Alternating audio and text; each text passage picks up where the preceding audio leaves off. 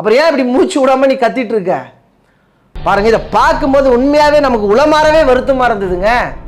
என்ன பாருங்க, ஒரு நடிகர் இந்த நாட்டை திருத்திடுவாரு, ஒரு நடிகர் இந்த நாட்டை மாத்திடுவாரு, இந்த நடிகரால தான் மாற்று அரசியல் தமிழ்நாட்டில் பிறக்குன்னு நம்புதுங்க ஒரு கூட்டம்.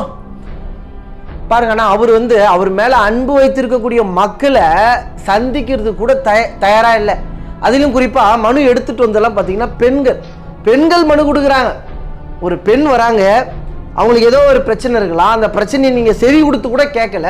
அப்புறம் என்ன நீங்க பெண்களுக்காக நிற்கிற தலைவர்? உங்களுக்கு ஒரு பிரச்சனைனா மேடையில் பேசுறாரு, விஜய் பேசுறாரு, உங்களுக்கு பிரச்சனைனா உங்களுக்காக நான் நிப்பேன்றாரு. எங்க நிப்ப நீ? வெங்காயம் எங்க நிக்கிற? இதான் நிக்கிறதா?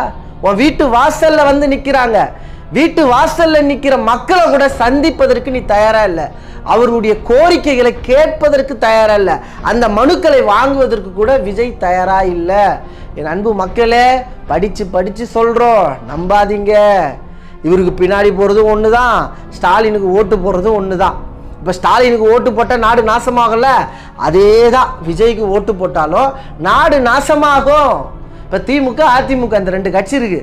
இந்த ரெண்டு கட்சியிலிருந்து அவங்க என்ன வேறுபட்ட ஒரு அரசியலை கொடுக்குறாங்க சொல்லுங்க? அவர் 1000 ரூபாய் தராரா பெண்களுக்கு? இவர் 2500 ரூபாய் தரேன்னு.